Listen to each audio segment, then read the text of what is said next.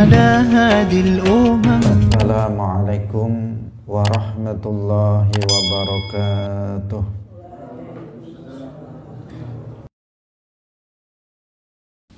Mari kita mengikhlaskan niat lillahi ta'ala. Qala al-muallif rahimahullahu ta'ala wat-tamyizu wal-ilmu bi fardiyatiha wa alla ya'taqida fardan min furudiha sunnatan was-satru bima yasturu bihi lawnal basharati li jami'il hurrati ilal wajha wal kaffain was-satru ma baina surrati war rukbah lizzakari wal amati min kullil jawanibi lal asfali. Wa tamyizu lan tamyiz wal ilmu lan ngawerwi bi fardiyatiha kelawan fardune salat wa alla ya'taqida lan yanto ora ngeyakini sapa wong fardhon ingkang fardu min furudiha saking pira-pira fardune salat sunnatan ingkang sunnah wasatru lan nutup bima kelawan barang yasturu kang nutup sapa wong bihi kelawan ma launal basyarati ing warnane kulit li jami'i badanil hurrati maring sekabehane badane wadon kang merdeka illal wajha kejaba wajah wal kafaini lan epek-epek loro wasatru ma lan nutup barang baina surrati kang ing dalem antarane puser udel warukbati lan dengkul lizzakari ketuwe wong lanang wal amati lan amat min kullil jawanibi saking saben-saben sisi lal asfali ora sisi ngisor. Hadirin rahimakumullah, di antara syarat sah salat adalah tamyiz. Orang yang salatnya itu sah adalah jika dilakukan oleh orang yang sudah mumayyiz, oleh orang yang mumayyiz. Seseorang dikatakan mumayyiz, ini sudah kita jelaskan berkali-kali, jika sudah dapat memahami suatu perkataan dan bisa menjawab pertanyaan sederhana.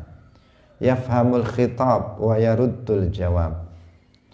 Nah, dia ketika ditanya tentang suatu persoalan yang sederhana, pertanyaan yang sederhana, dia mampu memahami pertanyaan yang kita sampaikan. Dia mampu memahami perkataan yang kita sampaikan dan dia juga bisa menjawab pertanyaan tersebut. Maka anak seperti ini dikatakan sudah mumayyiz. Ketika ditanya siapa bapakmu, nama bapakmu, siapa nama ibumu misalnya, dia sudah memahaminya.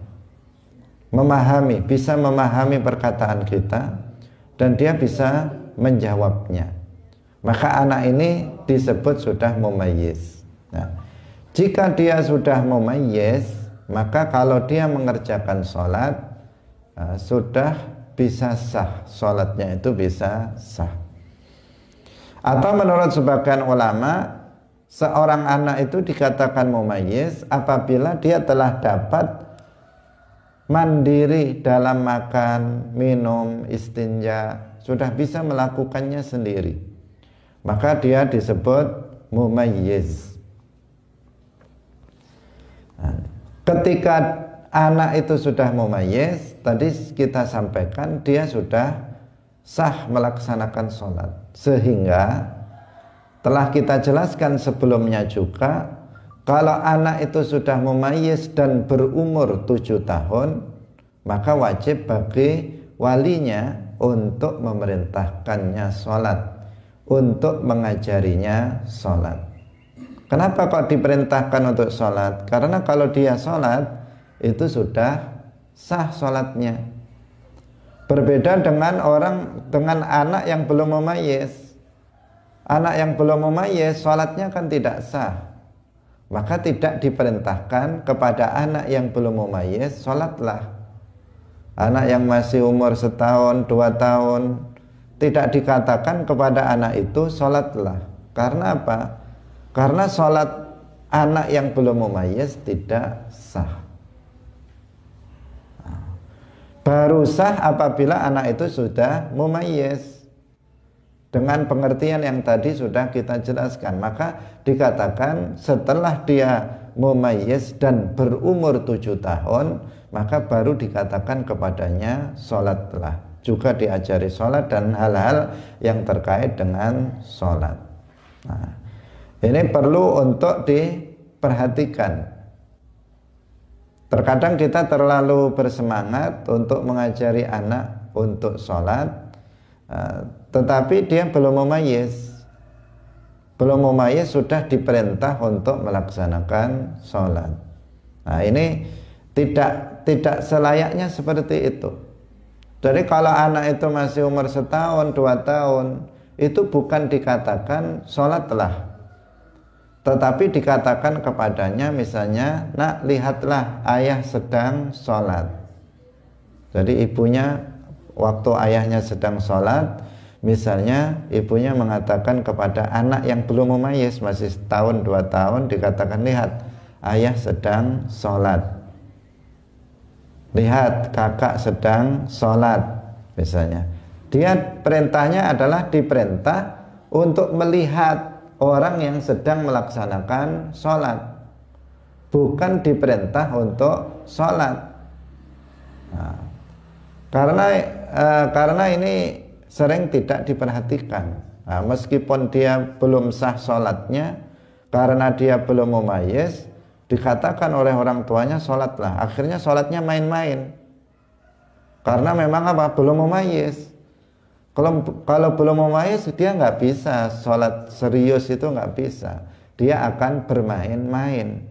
Padahal nggak boleh main-main dengan sholat, itu nggak boleh. Sholat itu nggak boleh dibuat main-main. Harus betul-betul kalau seseorang itu sholat. Dan itu hanya bisa dilakukan ketika anak itu sudah mumayyiz. Kalau belum mumayyiz, maka dia tidak bisa melakukan itu. Nah, ini penting bagi wali seorang anak kecil untuk memperhatikan masalah ini. Mengingat syarat sahnya sholat itu adalah tamyiz. Baru sah sholat itu dilakukan jika dilakukan oleh anak yang mumayyiz. Ini. Kita lanjutkan kembali. Wala ilmu bi fardhiyatiha. Di antara syarat sah sholat adalah mengetahui bahwa sholat yang dia kerjakan adalah sholat fardu. Harus tahu seseorang ketika dia sholat maghrib, harus tahu dia bahwa sholat yang dia kerjakan itu sholat fardu, sholat wajib, bukan sholat sunnah. Ketika dia sholat isya, dia harus tahu bahwa sholat yang dilakukannya adalah sholat fardu. Harus tahu. Apakah ada orang yang nggak tahu? Bisa jadi ada. Menganggap sesuatu sholat wajib itu sebagai sholat yang sunnah. Nah, ketika dia sholat maghrib, dia mengira bahwa maghrib itu sunnah. Bisa terjadi, saking bodohnya orang. Tetapi di sini penegasan bahwa seseorang harus mengetahui ketika sholat itu bahwa sholat yang sedang dia kerjakan adalah sholat fardu. Apabila seseorang itu meyakini bahwa sholat yang dia kerjakan itu sunnah, dia sholat wajib, tetapi dalam hatinya meyakini yang dia kerjakan itu adalah sholat sunnah, maka tidak sah sholatnya. Atau bahkan ragu-ragu seseorang dalam hatinya mengatakan yang saya kerjakan ini sholat fardu atau sunnah ya. Ragu-ragu, maka batal juga sholatnya, tidak sah sholatnya ketika seseorang tidak mengetahui bahwa sholat yang dikerjakannya adalah sholat fardu. Nah, hadirin rahimakumullah. Nah, meskipun ini jarang terjadi ya bagian ini, rata-rata seseorang ya tahu bahwa sholat 5 waktu itu hukumnya wajib dan dia adalah zuhur, asar, maghrib, isya, subuh. Rata-rata tahu meskipun dia nggak mondok, meskipun dia nggak sekolah di diniyah, itu juga tahu itu adalah 5 zuhur, asar, maghrib, isya, subuh. Dia mungkin jarang atau sangat sedikit yang misalnya mengatakan sholat duha itu wajib, itu sangat sedikit, atau mengatakan sholat subuh itu sunnah, itu saya kira sangat sedikit jumlahnya. Tetapi jika seandainya ada yang seperti itu, sholat subuh mengira bahwa sholat subuh itu sunnah, maka sholatnya tidak sah. Nah, ini disebutkan oleh para ulama menunjukkan kalau ada kasus seperti itu jelasnya ada pada masa lalu ataupun pada masa sekarang. Yang berikutnya wa alla ya'taqida fardhon min furudiha sunnatan. Di antara syarat sah salat adalah tidak meyakini salah satu fardu atau rukun salat. Fardu salat artinya apa? Rukun salat.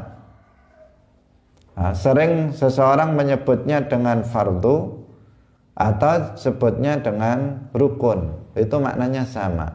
Furudus shalah, arkanus shalah sama. Furudul wudu, arkanul wudu, itu maknanya sama. Furudu al-ghusl, arkanul ghusl, itu maknanya sama.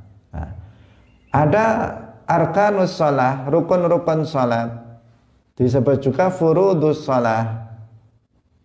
Nah, meskipun lebih sering kalau salat itu arkanus shalah, kalau wudu itu lebih sering disebut furudul wudu, tetapi keduanya boleh disebut furud ataupun arkan. Nah, dalam salat itu ada rukun-rukun salat, ada sunnah-sunnah salat.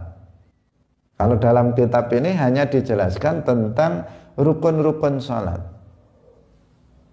tidak dijelaskan sunnah-sunnah salat, karena kitab ini dihimpun untuk menjelaskan ilmu fardu ain.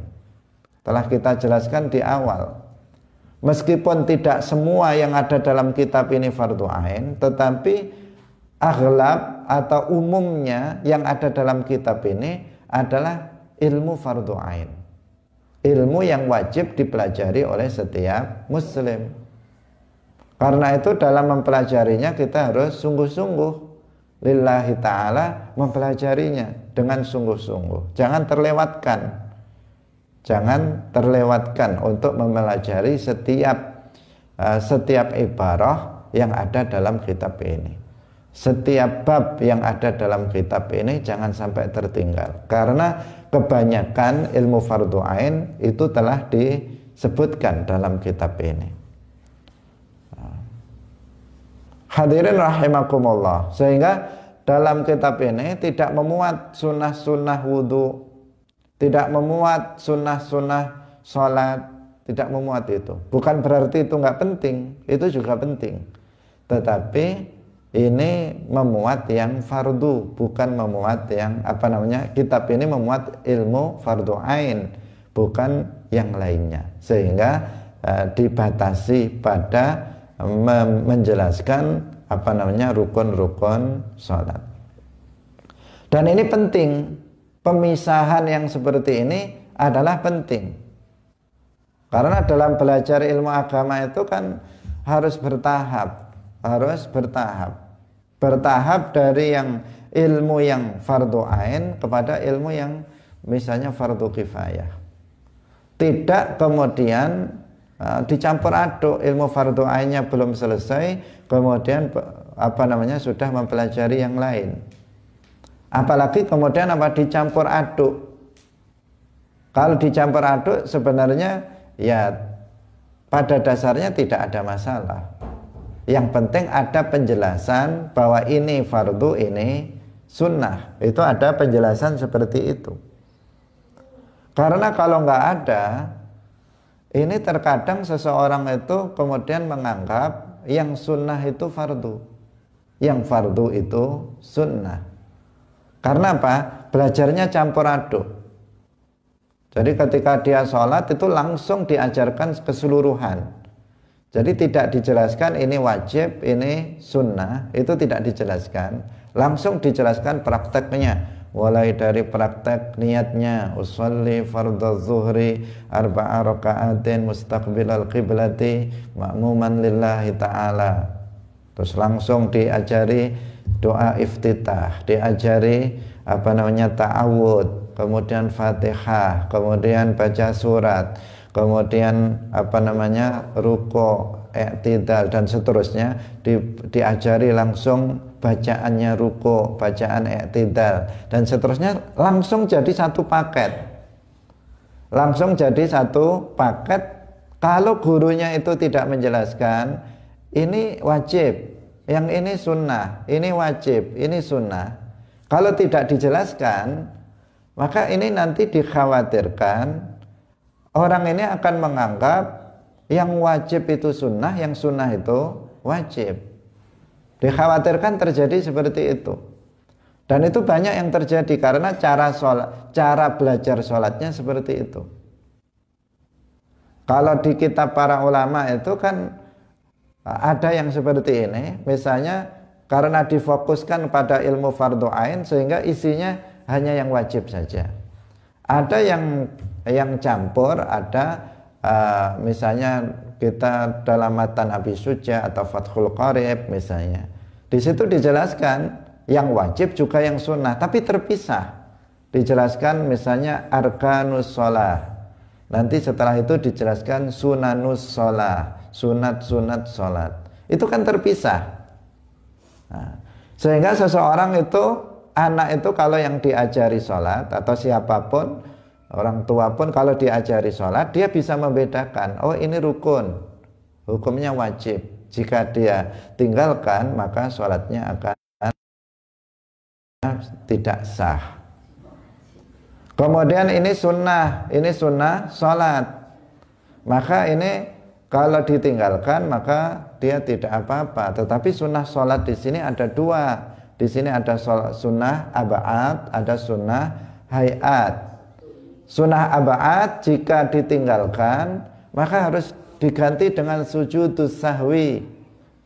Sebelum dia setelah tasyahud akhir, sebelum salam, dia melakukan sujud sahwi. Misalnya dia meninggalkan doa kunut subuh misalnya, atau dia misalnya meninggalkan tasyahud awal, maka dia di akhir sebelum salam dia sujud sahwi dulu 2 kali sujud.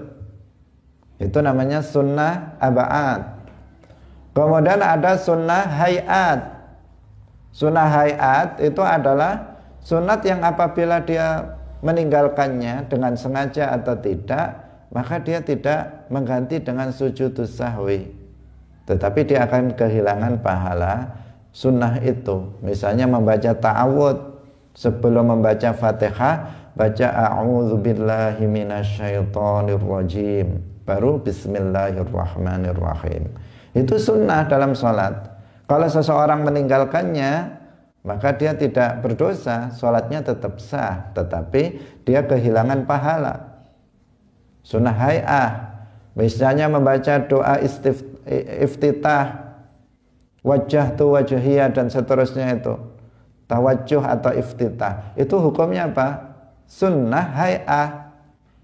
Nah, jika seseorang itu meninggalkannya, maka dia tidak berdosa, tetapi dia kehilangan pahala dan dia tidak harus menggantinya dengan sujud sahwi sebelum salam.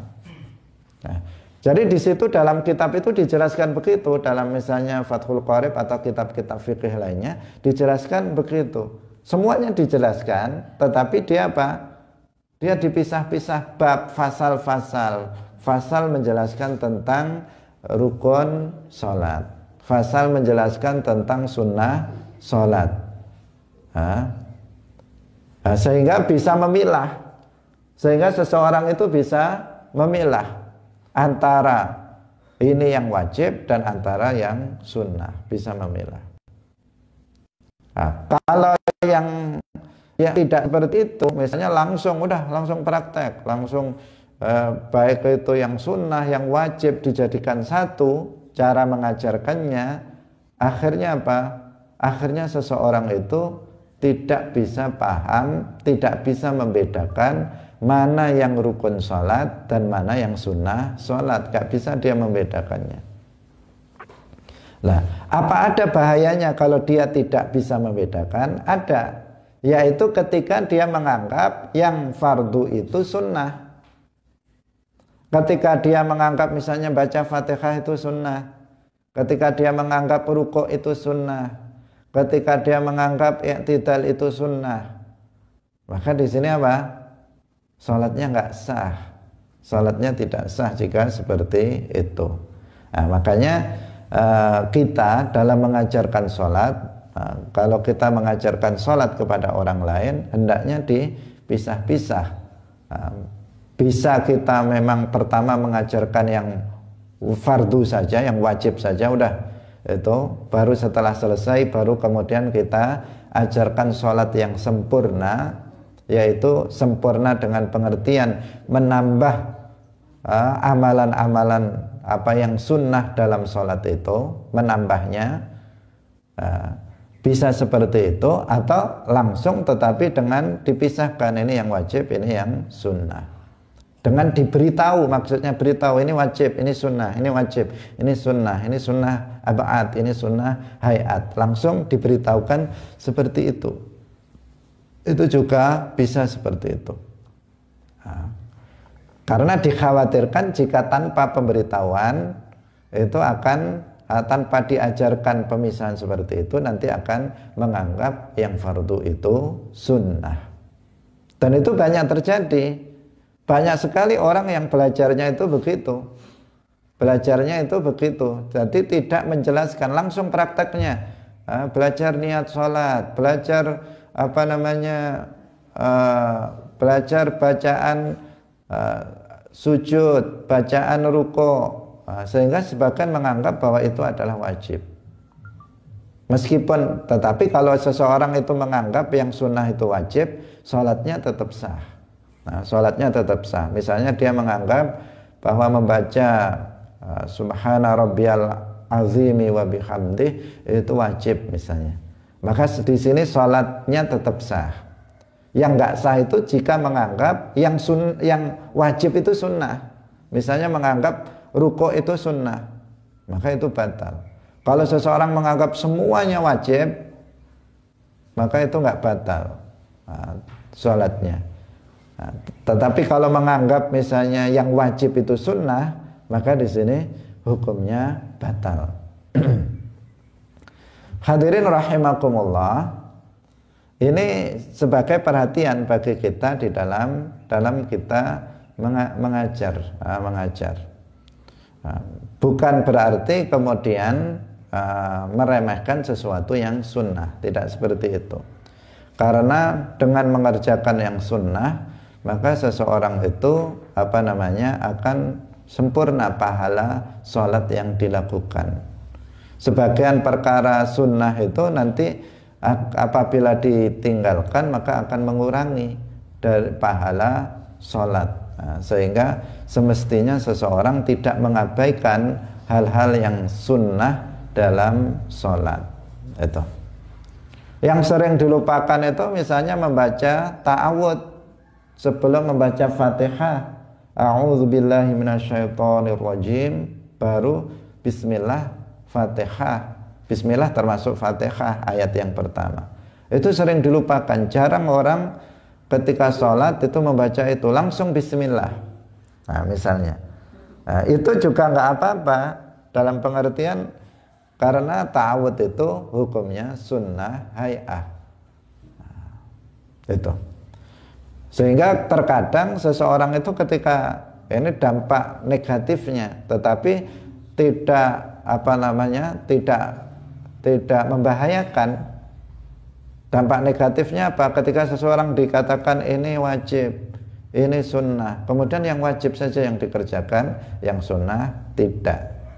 Nah, padahal apa? Sunnah ataupun wajib itu sama-sama penting bagi seseorang, sama-sama penting. Ada sebagian orang itu kalau sholat diambil yang wajib saja. Begitu dia takbir langsung Fatihah. Setelah Fatihah langsung ruku. Setelah ruku langsung i'tidal. Enggak baca apa-apa. Enggak baca, waktu ruku juga enggak baca tasbih, waktu i'tidal juga enggak baca apa-apa, waktu sujud juga enggak baca apa-apa.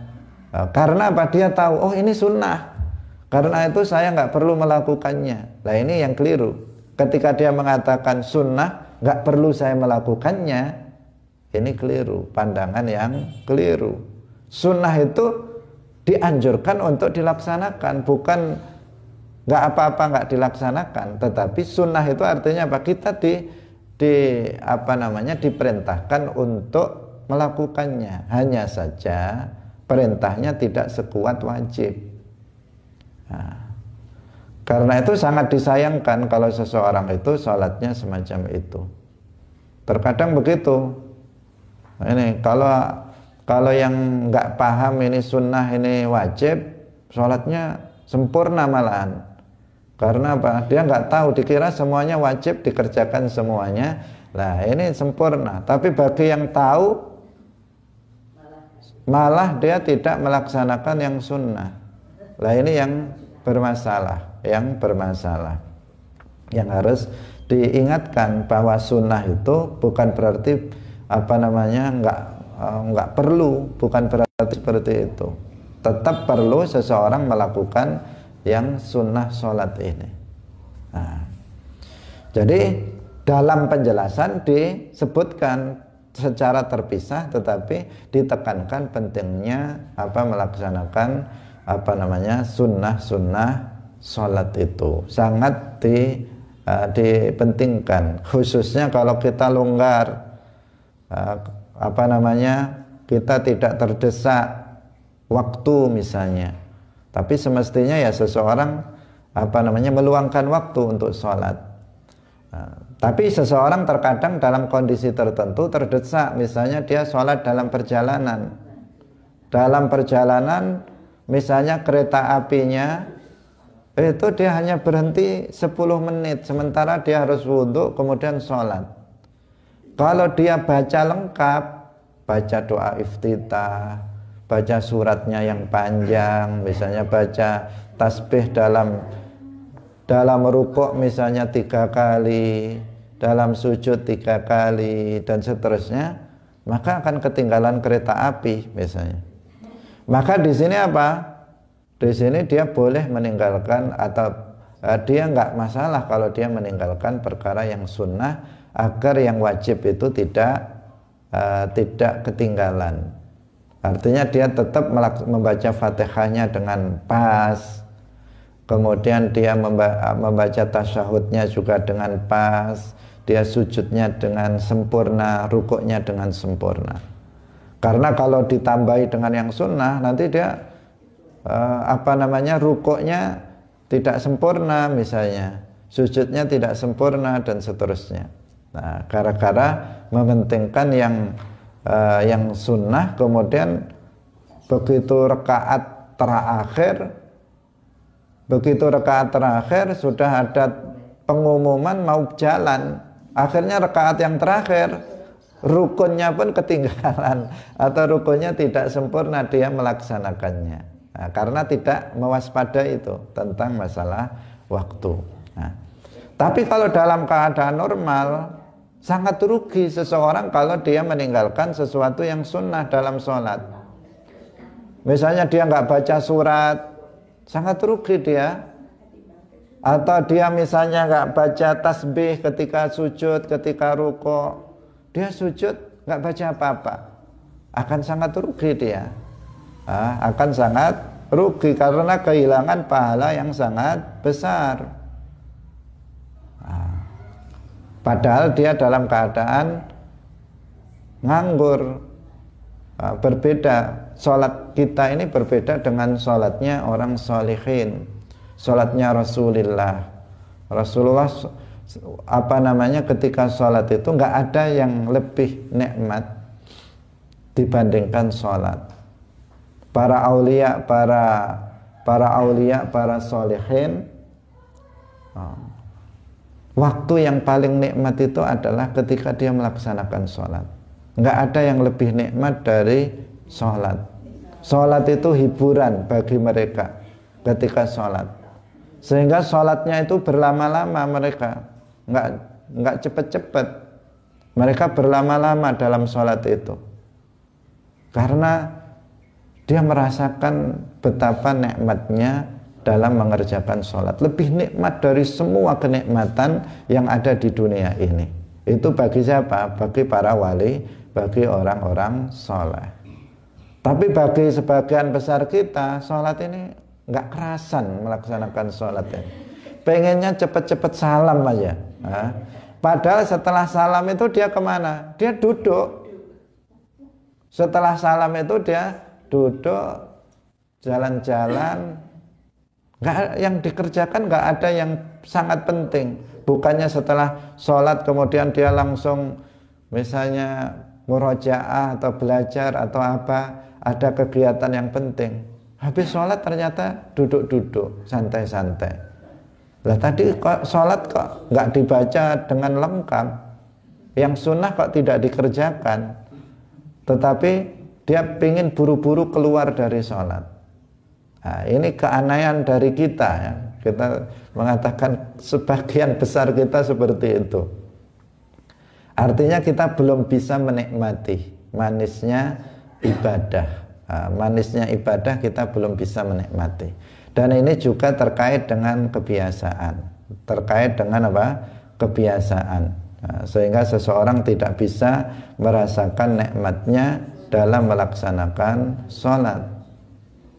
Padahal bagi Rasulullah dan juga para orang-orang soleh, ketika mereka dalam sholat, maka mereka mendapatkan hiburan, mereka mendapatkan kesenangan, mereka mendapatkan kenikmatan yang luar biasa. Bahkan mereka ketika mereka misalnya Sayyidina Ali bin Abi Thalib ketika terkena panah itu minta dicabutnya ketika apa? Ketika sholat, karena ketika itu tidak, rasa sakitnya itu akan sangat berkurang. Kenapa? Karena dia merasakan nikmatnya dalam melaksanakan sholat. Sebagian orang ada begitu orang sholat itu sudah nggak memperhatikan kiri kanan. Saking khusyuknya seperti As-Sajjad Zainul Abidin yang sering kita ceritakan. Pernah suatu ketika dia sholat, begitu sholat ternyata rumahnya kebakaran. Itu pun beliau apa? Tetap sholat. Dia nggak merasa ada bahaya mengancam dari luar, karena yang ada dalam dirinya itu adalah hanya sholat saja. Nah ini apa? Ini orang-orang soleh. Apakah kita nggak bisa? Ya bisa. Derajat takwa, derajat kesolehan itu adalah bisa diusahakan. Bukan seperti derajat kenabian. Kalau seseorang ingin jadi nabi nggak bisa. Tetapi kalau seseorang ingin jadi orang yang bertakwa bisa. Seseorang ingin menjadi orang soleh bisa. Seseorang ingin jadi wali bisa.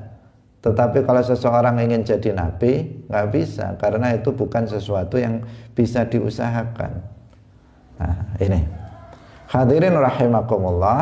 Nah, kita agak menyimpang sedikit, tetapi ini penting untuk disampaikan bahwa dalam kita belajar itu hendaknya ada penjelasan bahwa ini adalah rukun sholat, ini adalah sunnah sholat. Nah, agar kita itu bisa membedakan antara yang fardu, antara yang rukun, dan antara yang sunnah. Karena di sini dijelaskan bahwa salah satu syarat sah sholat adalah tidak meyakini salah satu rukun sholat atau yang fardu sholat itu adalah perkara yang sunnah. Kalau dia menganggap sedang rukuk, dia menganggap rukuk itu sunnah, batal sholatnya, tidak sah sholat yang dikerjakannya. Ketika dia sujud menganggap sujud itu sunnah, maka tidak sah sholatnya. Dan ini bisa terjadi pada seseorang. Nah, karena apa? Dia tidak belajar dengan baik tata cara sholat. Hadirin yang dirahmati oleh Allah Subhanahu wa ta'ala. Kemudian yang berikutnya, ini yang dimaksud adalah jika sesuatu yang dianggap sunnah itu adalah sesuatu yang fardu dengan kesepakatan para ulama. Dengan kesepakatan para ulama. Seperti rukuk, sujud, membaca Fatihah. Itu sesuatu yang disepakati tentang wajibnya, bahwa itu rukun sholat. Itu apabila kemudian dikatakan sunnah, diyakini sebagai sunnah, maka itu yang akan menjadikan sholatnya itu tidak sah. Kemudian apabila seseorang meyakini dia tidak tahu mana yang wajib dan mana yang sunnah ketika dia mengerjakan sholat. Dia meyakini sebagian perbuatan yang dia dikerjakannya dalam sholat itu adalah fardu, dan sebagian yang dilakukannya adalah sunnah, tanpa menentukan mana yang wajib, mana yang sunnah. Maka di sini sholatnya tetap sah. Nah, jadi yang nggak sah itu bagaimana? Seseorang ketika sholat dalam hatinya meyakini bahwa membaca Fatihah itu sunnah, maka di sini batal sholatnya. Ketika dia sedang sholat dalam hatinya meyakini bahwa rukuk itu sunnah, maka di sini tidak sah sholatnya. Kalau dia mengatakan dalam hatinya ketika sholat bahwa membaca surat itu wajib, maka sah sholatnya. Sholatnya tetap sah. Atau dia tidak menentukan, yang saya kerjakan dari awal sampai akhir ini sebagian itu sunnah, sebagian itu wajib. Dia tidak menentukan mana yang wajib, mana yang sunnah. Maka di sini sholatnya juga tetap sah, masih sah. Yang nggak sah itu jika dia menentukan bahwa yang wajib itu adalah sunnah. Nah, ini yang bisa membuat sholat tidak sah. Hadirin rahimakumullah. Syarat sah sholat yang berikutnya adalah wasatru bima yasturu bihi lain launal basyarati li jami'il khurrati ilal wajha wal kaffain wa satru ma baina surrati war rukbah lidzakari wal amati min kullil jawanibi lal asfali, yaitu menutup aurat. Jadi syarat sah salat berikutnya adalah menutup aurat. Aurat di sini dikatakan seseorang menutup aurat apabila dia menutup warna kulit dan warna rambut, itu yang disebut menutup. Bukan sekedar memakai baju, bukan sekedar memakai pakaian, tetapi pakaian yang dipakai itu syaratnya harus menutup warna kulit dan rambut. Bagi perempuan ya rambut. Jadi warna kulit itu harus tertutup. Misalnya saya memakai pakaian begini, warna kulit di dalam ini kan nggak kelihatan.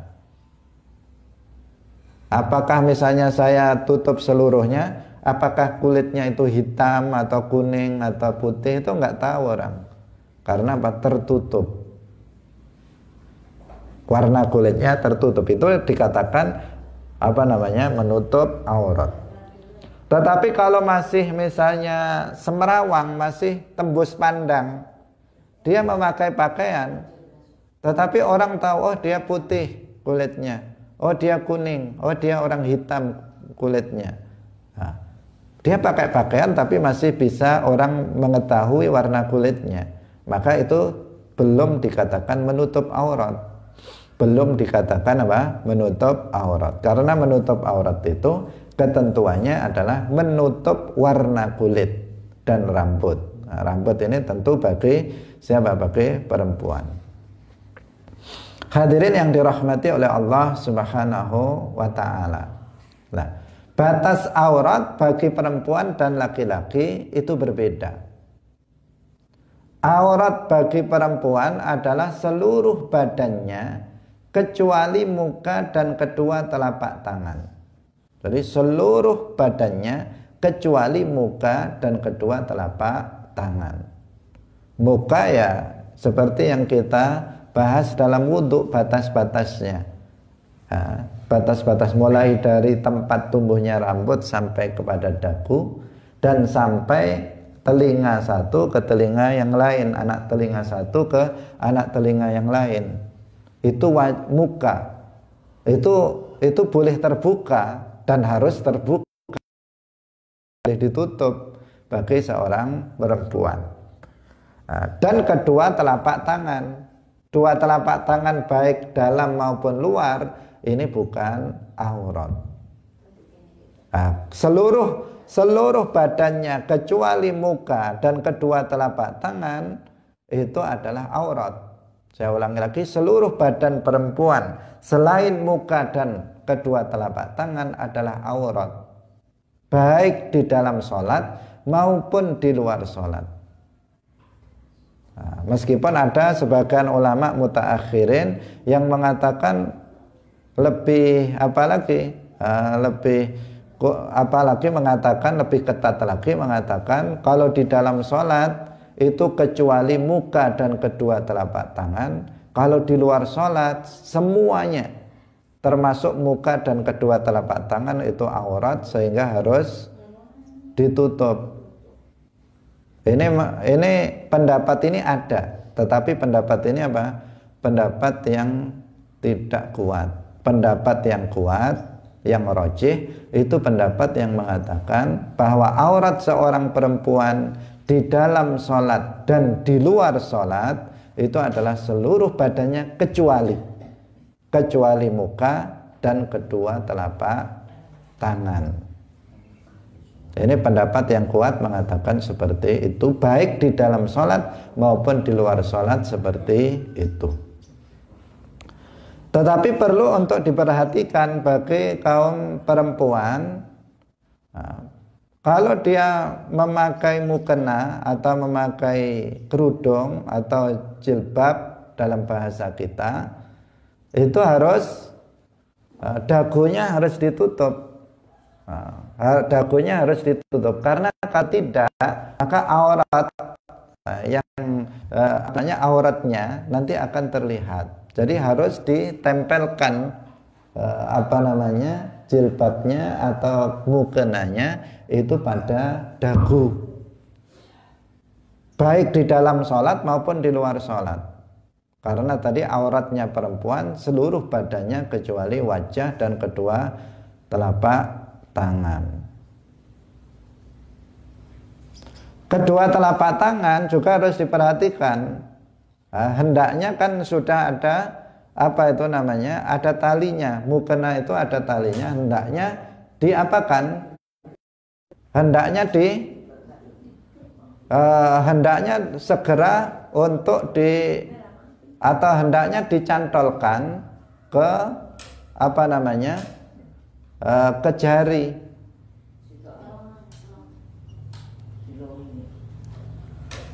Agar apa? Agar tidak nanti auratnya itu terbuka. Hadirin rahimakumullah. Sebab kalau misalnya seorang perempuan itu kemudian dia